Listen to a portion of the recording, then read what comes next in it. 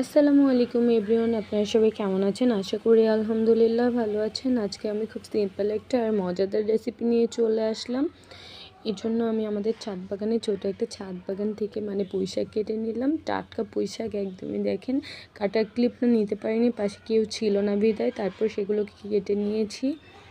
তারপরে একটা কড়াইতে অল্প পরিমাণে তেল দিয়ে দিলাম, কিছু পেঁয়াজ কুচি মরিচ কুচি দিয়ে নিলাম, দিয়ে হালকা ভাজা করে নিতে হবে। এর জন্য নাড়াচাড়া করে পেঁয়াজটাকে ভেজে নিব। ভেজে নেওয়া হয়ে গেলে তারপর হালকা ভাজা হয়ে গেলে তারপরে লবণ, হলুদ গুঁড়ো, মরিচ গুঁড়ো, তারপর পানি দিয়ে মশলাটাকে ভালো মতো কষিয়ে নিতে হবে।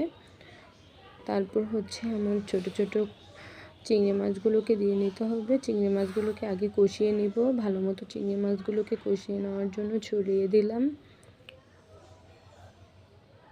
তারপর সেগুলোকে ভালো মতো নাড়াচাড়া করতে হবে।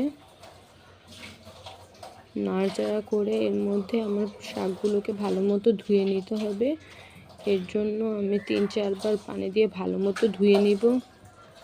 ভালো মতো ধুয়ে নিচ্ছি, কল ছেড়ে বারবার দেখেন ধুয়ে নিচ্ছি। ভালো মতো শাকগুলোকে ঝরিয়ে নিতে হবে যেন পানি না থাকে, এক্সট্রা পানি এমনি দিতে হবে না, শাক থেকে পানি উঠবে। এর জন্য পানিগুলো ভালো মতো চালনিতে ঝরিয়ে নিতে হবে। চিংড়ি মাছগুলো এর মধ্যে কষে গেছে, ভালো মতো চিংড়ি মাছগুলো কষে উপরে তেল বেশি উঠেছে।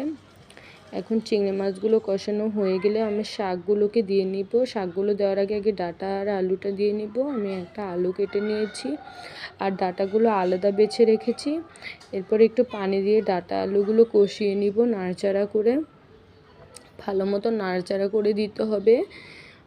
ভালো মতো ডাঁটাগুলো নাড়াচাড়া করে কষিয়ে নিব, ঢাকনা দিয়ে ঢেকে দিতে হবে। তারপরে আমার শাকগুলোতে হালকা ঢাকা দিয়ে 10 মিনিট রান্না করলেই আজকের রেসিপি কমপ্লিট।